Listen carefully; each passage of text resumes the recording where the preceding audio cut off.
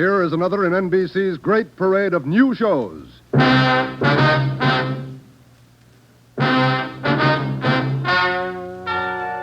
Ladies and gentlemen, the story you are about to hear is true. Only the names have been changed to protect the innocent. NBC brings you Dragnet.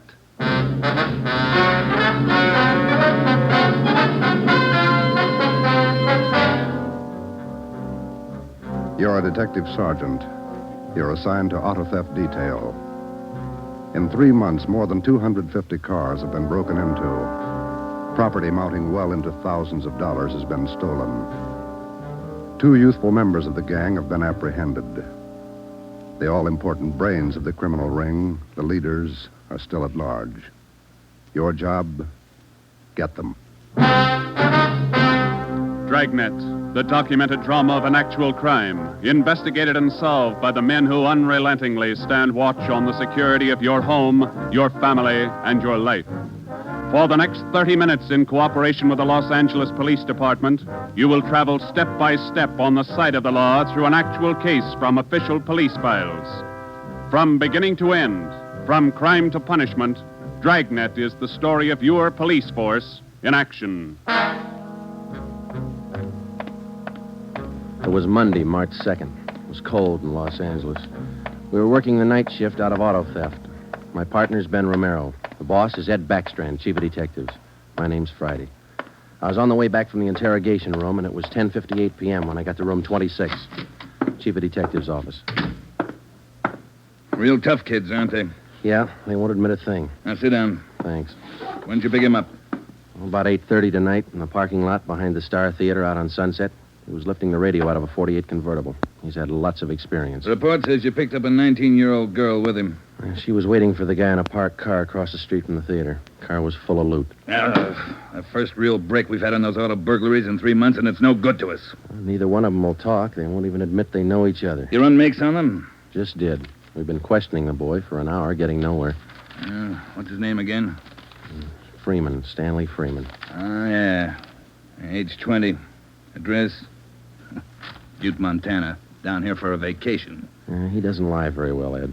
He's never been to Butte, Montana in his life. Knows less about the town than I do. Well, get to him. Right, Ed. Where'd you put the girl? We had a policewoman take her to our office. We can talk to her when we finish with the boy. Well, what's her story? Hasn't any. She won't even open her mouth. 19 years old, probably needs a good spanking. Now get him to talk. Right.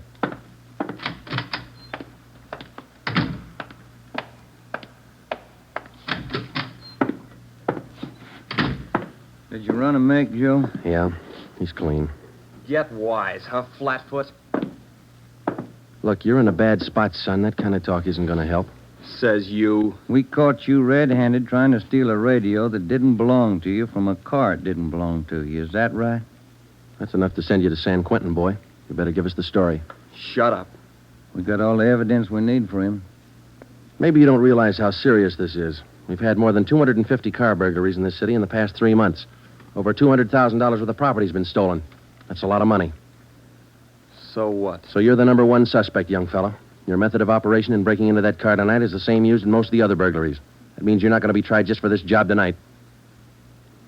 What are you getting at, Flatfoot? Listen, son. In the state of California, breaking into a locked car is a felony. You can go to state penitentiary for that. And we're going to file a complaint of burglary with the district attorney in the morning. You say you're from Butte, Montana. All right, I don't believe you, but we'll make sure. Ben, go down to our office and call the news photographers. Stanley here is going to have his picture on the front page of every newspaper in Los Angeles tomorrow. Right, Joe? No. You can't. I won't let you. I got my rights. What's the matter, youngster? Everybody wants his picture in the paper. Yeah, well, I don't. I won't let him. We got your picture already for him, remember? They took it when they fingerprinted you. You can't use it. You can't. I'll get a lawyer. Reporters will be over in a couple of minutes. We have to give them your story and your picture, too. This one. You won't. You won't. Give it to me. All right. Give it to me. All right, Freeman, get your hands off him. Now, sit down. All right. Now let's have it straight. Don't let him use the picture. Don't let him. You can't. You can't do it. We gotta have the truth, son. Now, look, you're 20 years old. You know right from wrong. You'll have to take your medicine. If you cooperate, we'll do all we can to help. I live out in the Wilshire district. All I wanted was a little extra money. We didn't take much. We didn't think it was so wrong. It was stealing, Freeman. You know that's wrong. Where do you live out there? Piper Avenue. 821 Piper. You won't give him my picture. You live there with your family? Yeah, my mother. Father's dead. Promise me you won't give him the picture. My mother, she'd see it. Promise me. You're working with a gang on those auto burglaries. We know that. Now, who are they? Where are they? And what's the setup? I can't. They get me for it. Who'd get you? I can't tell you. I can't. Who's your girlfriend, Stanley? The one you were with tonight? Joanne Miller. Where does she live? Piper Avenue, same as me. Lives on the same block, 866. Is that her home? She live there with her folks? Yeah. Mother and father. They work. And you got her into this. Isn't that the story she gave us, Ben? I did not. I didn't. It was her. She said a bunch of kids were doing it. It was quick money, something to do at night. She started it. All right, Romero. I'll go see the girl. You stay here with Freeman. All right, Joe. Just stay put in that chair, Freeman.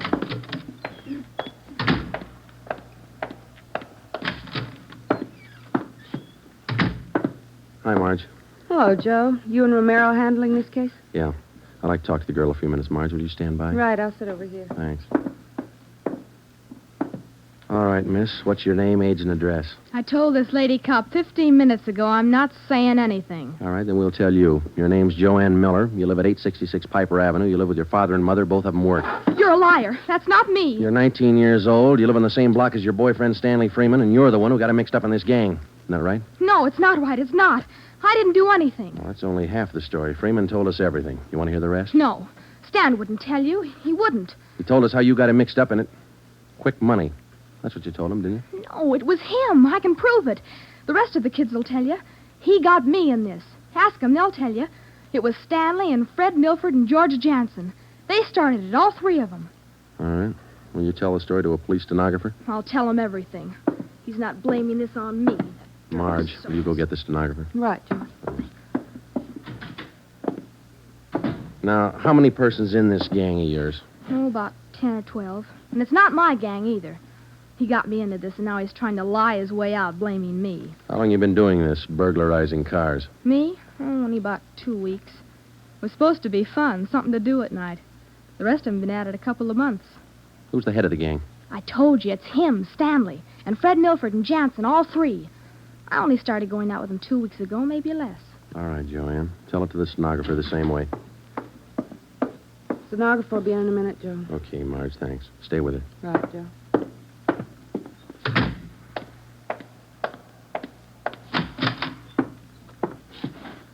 Just about a closed case, Ben. Girl gave us a full confession. She didn't. Oh, you're not tricking me again. She didn't. She told us you're one of the leaders of the gang, Stanley. Said you got her into all this. The other two are George Jansen and Fred Milford.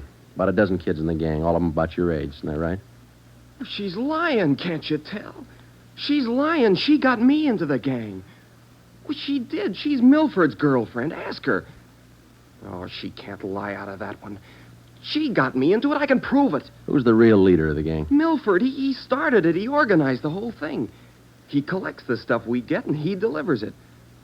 Jansen helps him do it. What do you mean he delivers the stuff? Where does he deliver it? Somewhere in Dogtown, I think. Down around South Main, near the railroad yards. Who's it delivered to? I don't know exactly. I heard Jansen mention the name once. Myra, he said. It's supposed to be a big secret. Myra, that's all I remember. Where does Jansen and Milford live? Well, Jansen rooms down on East Flower. 1042, I think. It's a rooming house. And Milford lives 2 blocks over from me on Quincy. 234 Quincy. He lives with his grandmother. Got that, Ben? Right. All right, let's pick up Milford and Jansen. It was 10 minutes past 1 when Ben and I returned to headquarters with George Jansen and Fred Milford in our custody. In Jansen's room at 1042 East Flower Street, we found 2 fur coats, a box full of new car accessories, an S&W .38 revolver, and a .45 automatic. When we picked up Fred Milford at his home, we discovered 5 deluxe car radios hidden in the garage, plus a valuable assortment of cameras, cigarette lighters, and clothing. Both Jansen and Milford refused to talk, but when we got them to headquarters and showed them the signed statements of Stanley Freeman and the girl, Joanne Miller, they broke. Milford, where else did you and your gang operate besides the Wilshire district? No place, only out there, that's all. Same type of car burglaries have been committed all over the city. You telling us your gang didn't have a hand in them? It's the truth. Our territory was Wilshire district. We didn't go outside. You mean some other gang's responsible? I don't know. All I know is we didn't have any part of them. Is there another gang, Milford? Maybe, I don't know. You find out. It's none of my business. It is your business, Milford. You admit you and your gang committed 55 jobs in the past 3.5 months. That leaves about 200 jobs to be accounted for. That's right. You figure it out. We have figured it out. I think you and your gang of young thieves pulled every one of those 250 jobs. There isn't any other gang. That's the story the district attorney's going to get. You're crazy. There is. I know there is. Then give us the information and save yourself a lot of trouble. Well, we're not the only ones. That's all I know. Milford, do you know how many years you get for auto burglary? I told you, we're not the only ones. There must be a couple of others besides us. Vince Mahoney, he's got a gang. Where does Mahoney operate? West Hollywood and Beverly. Where's he live? I don't know. Honest, I only met him a couple of times. Where'd you meet him? I don't remember. Where'd you meet him, Milford? Delivery. I met him down at the delivery place a couple of nights. When you delivered the property you stole from cars, is that right? Yeah. Where was that? Down by the railroad yards. Where? Chavez Street. It's a little alley off East Main. Who'd you deliver the stuff to? I told you, her name's Myra. That's all I know. We meet her and some guy on Tuesday nights. We give them the stuff and they pay us off. Mahoney delivers the same night I do. Do you meet her every Tuesday night? Yeah. You're going to meet her this Tuesday, tomorrow night? I don't know. I guess so. Same place? Yeah. Are you the only one she deals with? Sometimes Joanne. Me or Joanne. I know what you're thinking. You want to use me to trap Myra. Well, what's it worth? You know better than that. How about it, Milford? Oh, what else can I do? Give me another cigarette. By 3:30 that morning, the signed statements and confessions were piling up fast. Milford gave us a list of the names and addresses of each member in his gang, and within an hour, they were all under questioning at headquarters. Most of the suspects, about 1/3 of them girls, ranged in age from 18 to 21. As they told their individual stories, the scope of the case grew until it covered most of the city. By late afternoon of the next day, Tuesday, March 3rd, 3 more gangs operating in Venice, Bel Air, and North Hollywood had been apprehended. They confessed to more than 175 burglaries from locked cars during the past 3.5 months. At 5 o'clock that afternoon, Ben and I met with Chief Backstrand in his office. How many admissions you have now? Over 50, Ed. Here are the gang leaders' statements. What's their story? Yeah, it's pretty much the same. They all say this woman, Myra, set up the operation. You mean she got the kids and put them to work burglarizing cars? Well, not exactly. She picked the leaders, contacted them in bars or on the street, asked them if they wanted to pick up some spare money getting auto parts for it. Then she didn't tell them to go out and burglarize cars. Well, not in so many words, Ed, no. After they brought in auto parts for a couple of weeks, she told them to bring her everything they could find, outside the car or inside. Those are the words she used. 5 of the kids dictated those words into their signed confession. Oh, that should hold in court. What else did you get on this woman? Oh, she taught them how to work, told them to wear gloves, all angles. Well, we got most of the small fry. Now, where do we find this Myra woman? Any description on her? Yeah. Kids say she's about 33, 34. Good-looking redhead. 5'5", about 120, well-dressed. No description on the guy she runs with. You run a make on her yet? Yeah, no previous record. We've set up a stakeout for her tonight. 2 of the gang leaders have volunteered to go along, this Milford and Vince Mahoney. Good. Down on Chavez, where she usually meets them? Yeah, that's right. When? 11:15. That's the regular time for the meet, according to the kid. All right, I'll be at home. Call me. I don't want to miss out on this one. When Ben and I left Ed Backstrand's office, we went home for dinner and a few hours' sleep. At 9:30 p.m., we were back at the office. We met the men in the special detail which Backstrand had assigned for the stakeout that night. We briefed them on their duties, and then we got Fred Milford and Vince Mahoney out of their cells. To avoid any possible suspicion of the presence of a trap, We had Milford's permission to use his car in the stakeout. The car which he had said he had driven to the delivery meetings with the woman Myra at least a dozen times before. We arrived at the stakeout area, Chavez Alley in East Main, at 9:58. The meeting was scheduled for 11:15. The moon was out, but the sky was overcast, and there was a cold wind blowing from the east. Hey, what time you got, Sergeant? About 10. Why, Milford? Getting nervous? No, I'm just wondering. How you cops gonna rig this thing? In just a couple of minutes, we're going to plant you two in Milford's car, parked up there in the alley. Now, you stay there until Myra shows up. We'll do the rest. Yeah, I know, but what'll we say? Suppose she asks for some stuff. We ain't got any. You won't need any. You won't have much time for talking. Hey, suppose she wises up. Maybe she'll pull a gun. Maybe. Does she carry one?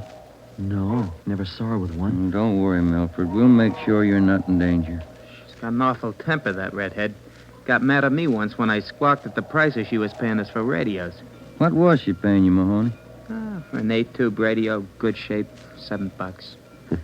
She got all the gravy and you got all the grief. You're not kidding. Joe? Are you? Yeah, Steve. What do you got? Well, the men are all staked out, Joe. Got the area covered from every angle. All right.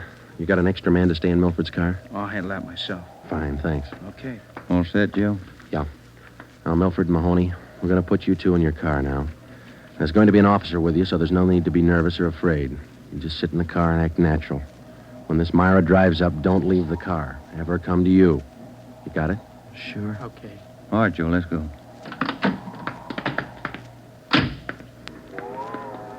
Sure is cold out. I don't even have a heater in my car.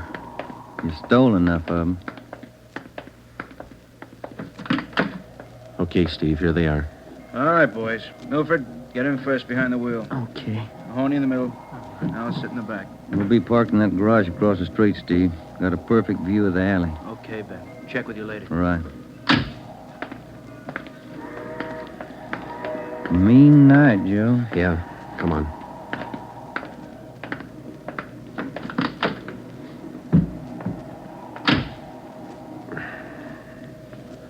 It's cold here in the garage, isn't it? Yeah. It might be a long wait. What time you got? 6 minutes past 10. Thank you.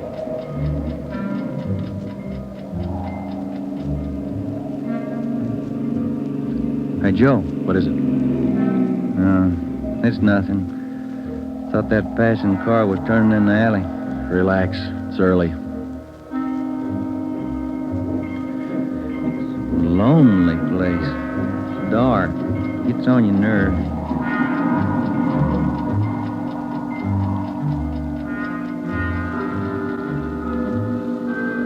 That's it, Ben. 11:30. Nothing yet. Somebody might have tipped her off. Yeah, that's what I was afraid of. Well, let's wait it out anyway. Joe, that blue coupe. Yeah, he just turned in the alley. Let's go. Come on, run, Ben. Behind you. All right, you fella. Quit your fighting. What'd you get, Steve? Here he is. Just drove up in the coupe. Got out and called Milford Mahoney by their first names. He's in on it. What about the girl? No sign. Kid was the only one in the car. All right. Tell the men the stakeout's off for tonight. Have them report back in. We'll take the kid with us. Okay. All right, young fella, this way. What do you cops think you're doing? I ain't done nothing. Look, sport, we heard that from 54 different kids yesterday. We're tired of that line. Come on.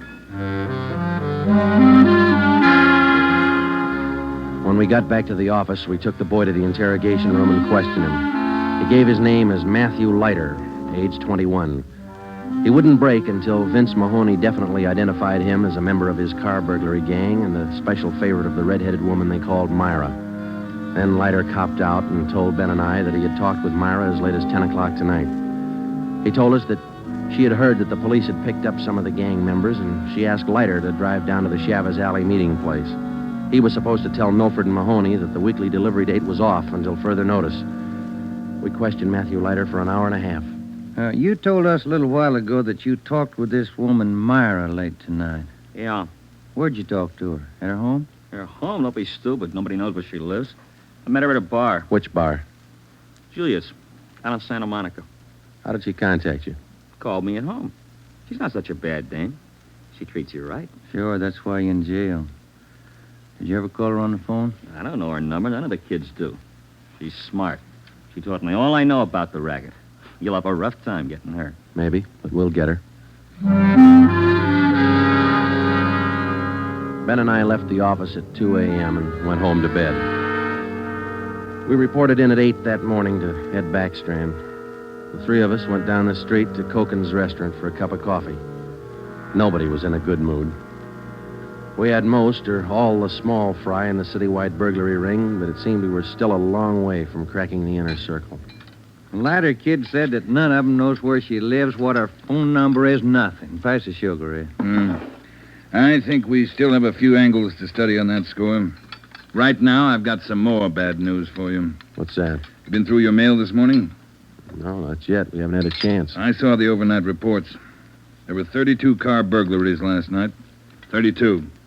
All the way from Wilmington to North Hollywood. How you figure it? I can't. This girl Myra must have an army of kids working for her. How much did they get, Ed? Any idea? Rough estimate, about $3,000. Usual stuff people are foolish enough to leave in their cars. Watches, cameras, furs, expensive clothes. M.O.'s the same? Like the others. If the car happens to have a rigid handle lock, they slip a piece of pipe over the handle for a lever and break it. If that doesn't work, they pry open the wing window. Some of the windows were smashed out. Sounds like you're in an awful hurry, Joe. Yeah, maybe this Myra wants a few big nights before she peddles the stuff and gets out. If we're going to get her, we can't waste time. Any suspects picked up last night, Skipper? None. Well, where did they hit most of the cars? Outside the Pan Pacific. The parking lot. Hockey game going on. Must have been 4,000 cars for them to pick over. They picked the best. As usual. Well, you better get on it.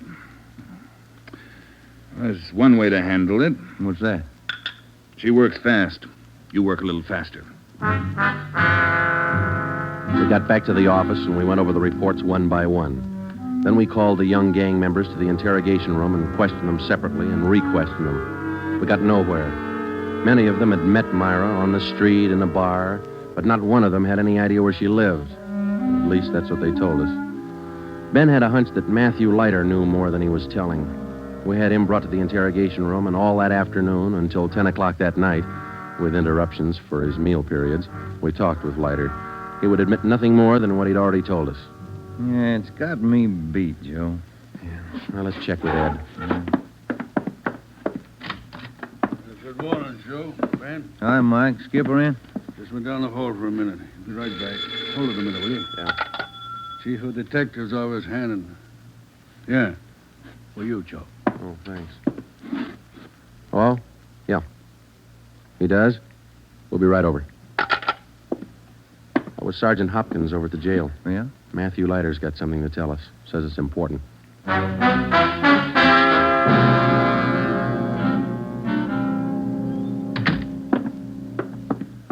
Have a chair here, Leiter. Yeah, thanks. All right. You wanted to see us. I'm getting even with that dame Myra. I'm squaring with you. Yeah? She told me if I was picked up, she'd have me out in a couple of hours. She promised me a lawyer if anything happened. Said she'd get me bail. All right. Where can we find her? I don't know if she's there now, but you can find out at Francisco Motors. Big used car lot. Garage, too. It's out on Melrose past La Cienega. What's the tie-up? That's where she fenced most of the stuff we stole. Some old guy she buddies with runs the place. Big shop in the back. Store a lot of hot stuff there. Barney, Yes, Sergeant? we're through with him. Take him back. We checked with Chief Backstrand, and then we drove out to the Francisco Motor Company. We located it on the corner of Melrose and Geneva Avenue. It was a big layout.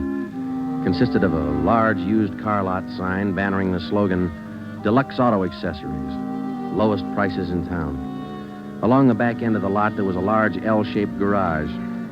We found the man in charge, and he gave his name as Paul Hackett, the owner of the car lot. In the garage, we found the entrance to a large back storeroom.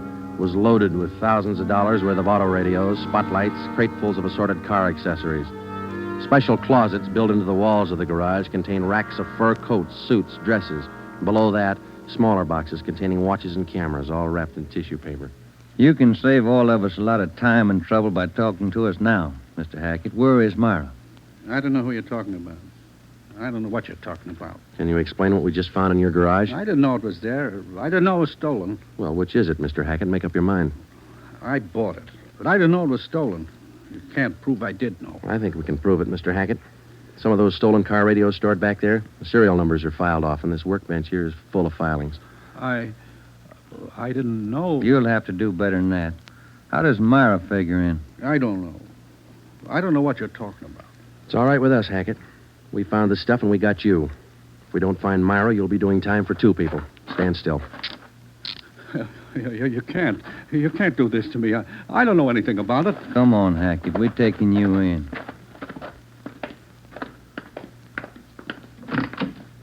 All right, get in the car. Come on, in the car. Am I going to jail? You're going to jail. All right. I'll take you to Myra.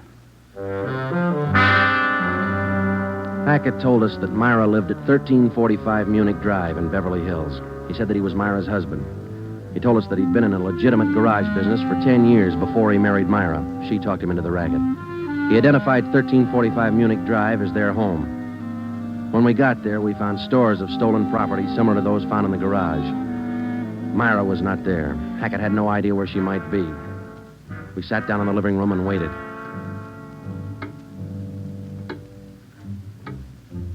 One hour, 2 hours, 3 hours. After 5 hours of waiting, the monotony started to wear on everybody's nerves, especially Hackett's. And the whole thing, it was her idea. I should have known, all hers. She did this to me. I won't take it alone. Where is she? You tell us, Hackett. Told you, I don't know. She couldn't have gone. She didn't know. I'm not going to take All right, this quiet alone. quiet down. That you, Paul? Thought I heard you talking to some. Who's he? The police, Myra. The police. Your smart kids told them the whole story. What are you talking about, my smart kids? What are these cops All doing right, here in the that's living... enough. Get your dirty hands off of me. Get away. Kids are right, Joe. She got a Get away. temper. Who do you think you're... There, that ought to hold you for a while. All right, come on, you two. Let's go. All right, copper. You win. Stupid husbands. How many times did I tell you? Don't trust those kids. Don't store the stuff in the garage. Don't open it for anybody. Get a lawyer. No, you knew better. Dumb jerk. The idea of having those cops camping in the living room waiting for me. Why didn't you warn me? I'm going to divorce you. That's what I'm going to do. I'll stick you for plenty. Jerk. All right, inside you two.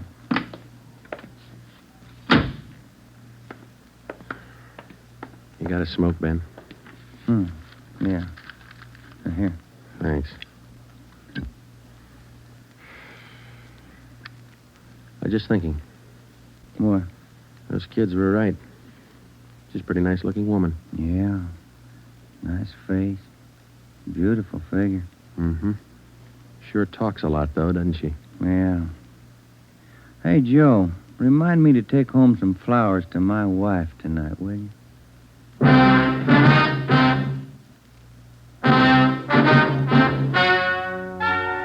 The story you have just heard is true. Only the names were changed to protect the innocent. Paul and Myra Hackett were tried and convicted on 7 separate counts of receiving stolen property. They are now serving out their sentences in the state penitentiary. Realizing that most of the young persons involved in the case were influenced by the strong personality of Paul and Myra Hackett, a separate investigation was made into the backgrounds and home life of the young offenders. In most cases, they were found to be basically good, and they were placed on probation and returned to their homes.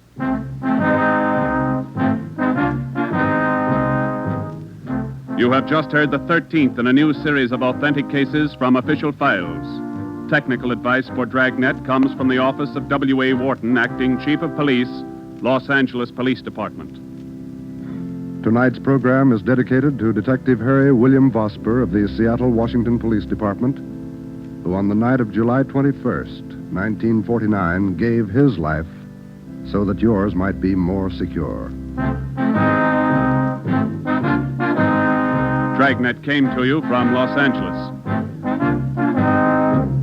And now, an important announcement. Starting this Saturday, September 3rd, Dragnet will be heard at a new time over your NBC station. Consult your local newspaper for the new listening time. And now, speaking in behalf of the producers and the entire cast of Dragnet, we would like to take this opportunity to thank you for your many kind letters of encouragement and approval. Remember, next Saturday for Dragnet, this is NBC, the national broadcasting company.